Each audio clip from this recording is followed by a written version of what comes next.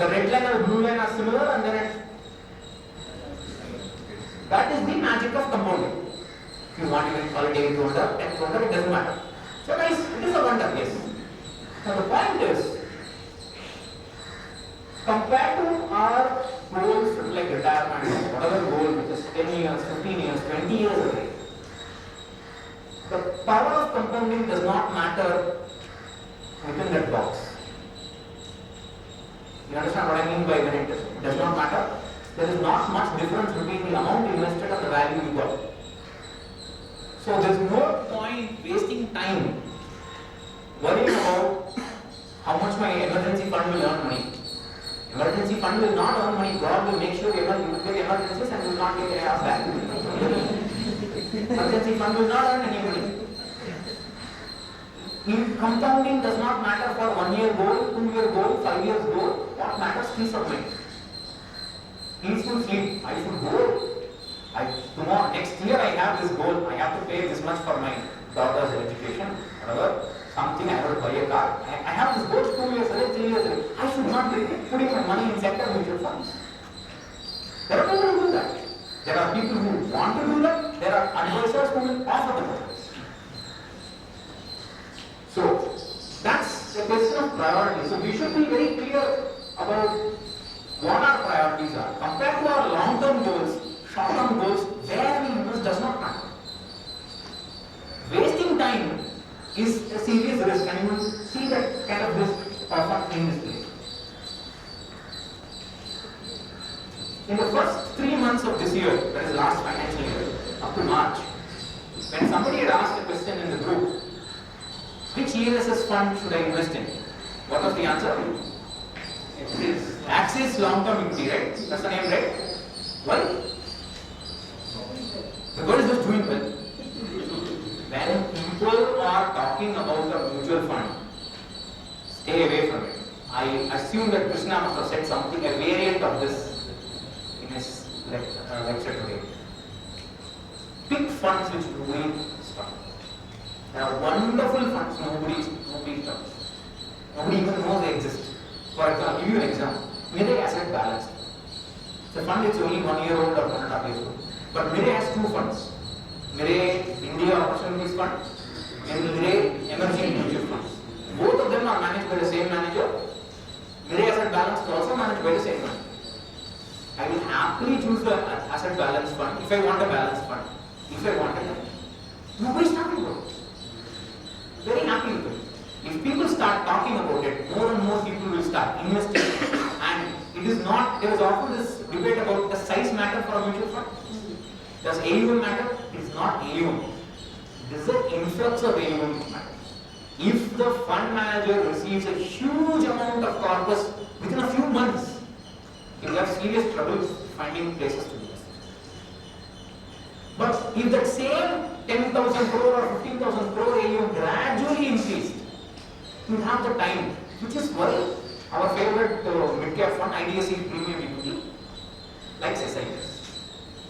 It does not like lump sums. Because it doesn't want people to generally follow herding and just put nice graph, they can find the value, they can do that. So that's a, so avoid funds which people are talking about. I don't understand why there is this, what are your 3 funds which I do? Name your top 3 funds. Why is nobody talking about it? Why should anybody talk about any fund? Stay away. When people are not, lesser the noise, happier we can be. I have slowly moved and I am still moving my portfolio to funds which are less noisy.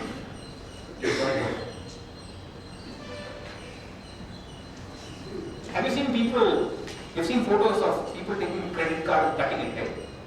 You've seen people doing that? People should do the same thing with a Demat account. A Demat account is the most dangerous thing for personal finance. You don't know how to use it because you buy anything. There are people in the group, they say, 1 week they will say, I have this bond coming up, I bought it. This IPO coming up, where do you get money here?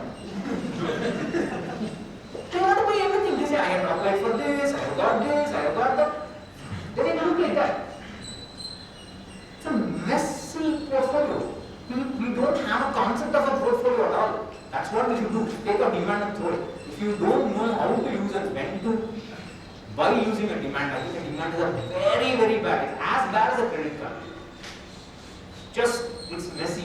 And it has to be, a portfolio has to be minimalist. How many times has Ashal asked the group, why have you chosen this product? And how many times have you seen an intelligent answer? Most of the purchases, somebody told me this is a good product, or a fund manager, somebody came promotion in my office, I bought it, this is a good buy. Sorry, there's a problem in this timeline here. Isn't it? There's an obvious problem. You don't do something and ask if you've done well, done right. Then people do it. But that's what happens. We have to have a very clear, well-defined. I should be able to tell myself, forget my spouse, forget Ashar, forget Azam. First to myself, if I am the fund manager in the house, why do I need this asset class? Am I buying this because somebody else is saying it's a good buy? Or am I selling it because somebody else said somewhere that is a bad thing? This kind of thinking is missing. I'm not saying it's missing in people here, but I'm saying it's generally absent. And that's a problem. By the way, you can stop me. I'm only going to, I have to leave at 3:30, so I'll stop at 3 o'clock for Ashar to continue. So if you have any questions whether on this or on any other topic, you can stop me at any time, and I can. This doesn't matter. This is some set of thoughts I put together. I hope we get. It should not be. It should not be AFIW. It should be AFWA sometimes. Please tell me, how many people have asked, why did you choose quantum longevity and SDFC document? How many people have asked Ashar, why did you choose it? If you really want to learn from Guruji or whatever he is called, other acronyms, if you want to learn from a guru, you ask him, why did you do something? You don't ask, what do you have? That's a stupid question. I'm sorry. This information is irrelevant to me. Okay, he has told me SDFC top 200 quantum. How useful is this?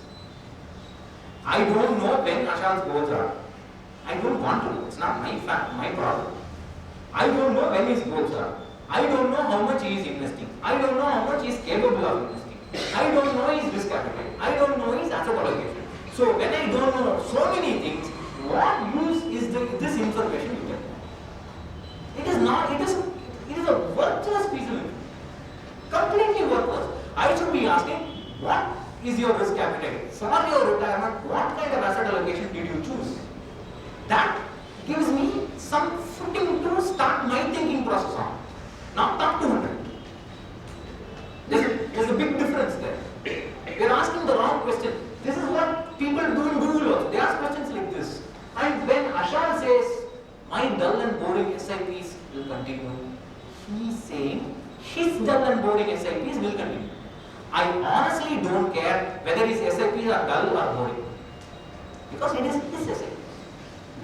When he says my dull and boring, that is, he is saying to somebody, he is reacting to somebody making some noise in the room, this is what I am going to do. Does it mean I should do this? It's a matter of interpretation. Right?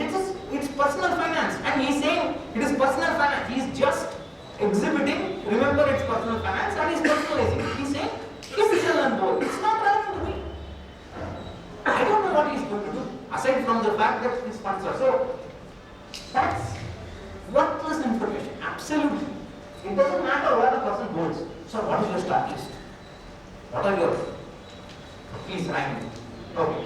So I wrote a series of 4 posts on this topic, one after the other. Who is the most active member of Asana Daily? You will say. I am.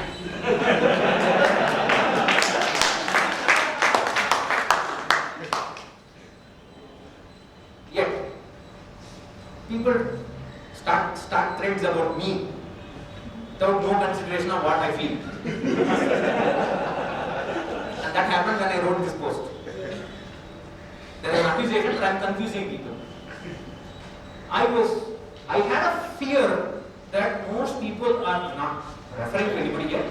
I had a fear that most people are using a mutual fund SIP like a LIC policy. I buy Jeevan Anand today for 20 years. All I have to do, let me finish. All I have to do is pay premium every year. Done. I am on the road for financial independence or whatever you want to call it. Yes, sir. There are exactly Quora questions on what is the difference between LIC and SIP. Three-letter acronyms. So people are really confusing. There is a serious problem, and those fears of mine came through in the comments to those 4 posts that I wrote. People are saying this is wrong. If an SIP will not work, why should I do an SIP? This is a question I mean. Who told you an SIP will work? Some mutual fund distributor who wants to earn from you? Oh, sorry, are there any mutual fund distributors here? Brave enough to come to a DIY investor workshop? Yes, sir. Respect. But you know, you've been around, so you know the kind of nonsense that comes out of my mouth. So this is a problem, that equity cannot be sold in India or anywhere in the world if it is being told it's an uncertain asset class, returns are not guaranteed.